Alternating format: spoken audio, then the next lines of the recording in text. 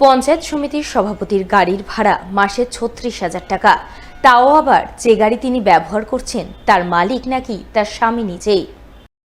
সরকারি নিয়মকে বুড়ো আঙুল দেখিয়ে নিজের স্বামীর গাড়ি ভাড়া করে মাসে মাসে অতিরিক্ত গাড়ি ভাড়া পাইয়ে দেওয়ার এমনই অভিযোগ উঠল মালদার তৃণমূল পরিচালিত মানিকচক পঞ্চায়েত সমিতির সভাপতি পিঙ্কি মণ্ডলের বিরুদ্ধে, যা প্রকাশ্যে আসতেই শোরগোল পড়ল রাজনৈতিক মহলে। তবে শুধু এই অভিযোগ নয়, মানিকচক পঞ্চায়েত সমিতির সভাপতির বিরুদ্ধে আরও একটি অভিযোগ উঠেছে। তা হলো তিনি এখনও নাকি মানিকচকের তিলক সুন্দরী গার্লস হাই স্কুলের কস্তুরবা গার্লস হোস্টেল পদে কর্মরত আছেন এবং সেখান থেকেও তিনি নাকি মাসে মাসে বেতন তুলছেন। এমনই অভিযোগ তুলে মানিকচক বিডিওর কাছে লিখিত অভিযোগ এনে গোটা ঘটনার তদন্ত দাবি করেছেন মানিকচক ব্লক বিজেপির কনভেনার সুভাষ যাদব। অভিযোগটা হচ্ছে মানিকচক পঞ্চায়েত সমিতিতে পঞ্চায়েত সমিতির সভাপতি পিঙ্কি মণ্ডলের ব্যবহারের জন্য একটি গাড়ি সরকারিভাবে দেওয়া হয়েছে। তো আমাদের অভিযোগটা হলো যে গাড়িটা দেওয়া হয়েছে সেটা কিন্তু আপাতদৃষ্টিতে মনে হচ্ছে ভাড়া গাড়ি, কিন্তু ওটা হচ্ছে সভাপতির স্বামীর অপু মণ্ডলের। ফলে সভাপতি যে গাড়িটার বেতন পাচ্ছে বা যে ভাড়াটা পাচ্ছে সেটা কিন্তু সভাপতির বাড়িতেই জমা হচ্ছে। তো এখানে নিয়ম অনুযায়ী কিন্তু যে সভাপতি বা সভাপতির বাড়ির লোক বা পরিবারের কেউ এই বিষয়টাতে অংশগ্রহণ নিতে পারে না, কিন্তু এখানে নিয়মটা অনেকটাই বেআইনিভাবে এটা করা হচ্ছে। তো আমাদের অভিযোগ হলো যদি সভাপতি গাড়ি কিনেছেন এবং কিস্তির টাকা যদি বিডিও শোধ করে তাহলে এটা বিষয়টা হাস্যকর ব্যাপার হবে। তো আমরা বিডিওর কাছে অভিযোগ রেখেছি যে গাড়িটা আপনারা টেন্ডার করে বা কোটেশন করে পরিবারের বাদ দিয়ে অন্য কাউকে যদি দেন তাহলে বিষয়টা নিয়ম অনুযায়ী হবে। এবং পাশাপাশি আরেকটি অভিযোগ করলাম যে পিঙ্কি মণ্ডল মানিকচক তিলক সুন্দরী গার্লস স্কুলের মোশাপুরের যে স্কুল সেখানে তিনি কস্তুরবা গান্ধী হোস্টেলে কর্মরত আছেন। তাহলে একই ব্যক্তি দুই জায়গায় বেতন কীভাবে তুলছেন এটাও আমরা অভিযোগ রেখেছি।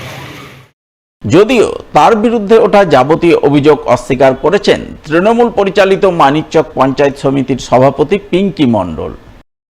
এগুলো সম্পূর্ণ ভিত্তিহীন কথাবার্তা, আমাদেরকে হ্যাকেল করার জন্য আমাদের বিজেপি আমাদের পিছনে লেগে আছে। এবার সম্পূর্ণ বিষয় খতিয়ে দেখবেন ভিডিও সাহেব, কি সত্যি কি মিথ্যা প্রমাণ হয়ে যাবে। গাড়িটা কীভাবে নেওয়া হয়েছে আমার মনে হয় ভিডিও সাহেব যদি নিজেই বলেন তাহলে ভালো হবে।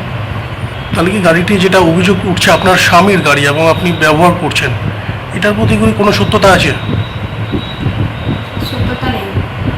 পাশাপাশি যাতে আরও একটা অভিযোগ যে সে একটা হোস্টেলে আপনি দায়িত্বে রয়েছেন এবং তারপরেও সেখানে দায়িত্ব এবং পঞ্চায়েত সমিতির দায়িত্ব দুই জায়গা থেকে বেতন নিচ্ছেন, এরকম একটা অভিযোগ তুলছে। এটা প্রথমত আমি যেখানে কাজ করছিলাম সেখানে আমি আমার পরিবর্তে একজনকে রাখা হয়েছে, তিনি সম্পূর্ণ বেতন নিচ্ছেন, তিনি কাজ করছেন রীতিমতো। আমি আমার জায়গায় কাজ করছি, আমি সভাপতি হওয়ার পর আমি যা অনারিয়াম বা যা হয় আমি এখান থেকে নিচ্ছি। বেহাল বিদ্যুৎ পরিষেবার প্রতিবাদে বিদ্যুৎ দপ্তরের আধিকারিককে ঘিরে বিক্ষোভ দেখালেন পুরাতন মালদা পৌরসভা ১৩ নম্বর ওয়ার্ডের মঙ্গলবাড়ি খৈহাট্টা এলাকার বাসিন্দারা। এদিন তারা মঙ্গলবাড়ি বিদ্যুৎ দপ্তরে গিয়ে দপ্তরীয় আধিকারিককে ঘেরাও করেন। বিদ্যুৎ পরিষেবা সংক্রান্ত নানান সমস্যার কথা তুলে ধরেন। তার মধ্যে লো ভোল্টেজ সমস্যা দূর করা ছিল অন্যতম। মূলত এই দাবিতেই এদিন খৈহাট্টার বাসিন্দারা বিক্ষোভ দেখান।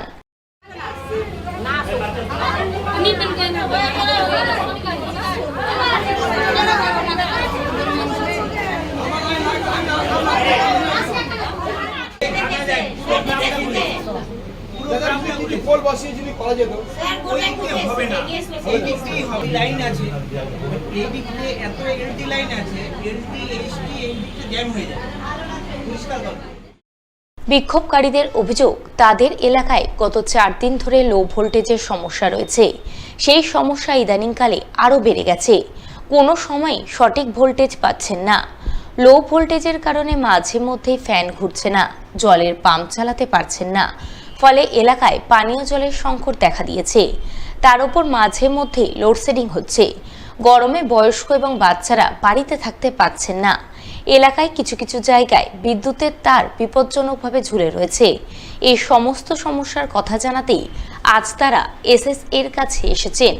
তার কাছে সমস্ত সমস্যা তুলে ধরলেন। এসএস আগামী 7 দিনের মধ্যে সমস্যা প্রতিকারের আশ্বাস দিয়েছেন। আশা করছেন সেই আশ্বাস মতো এবার কাজ হবে।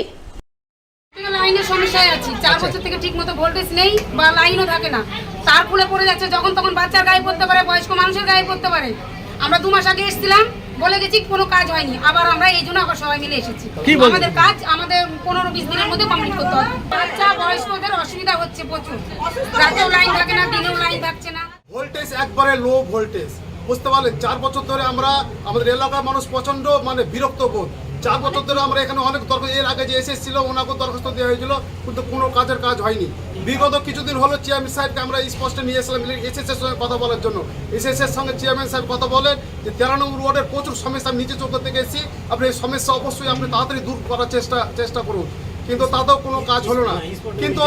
কিন্তু এসএস যে এসএস বর্তমানে আছে সে কিন্তু কাজের এসএস, প্রচণ্ড কিন্তু কাজ করার ওর মনোগত আছে। তিনি অতিরিক্ত চেষ্টা করছেন।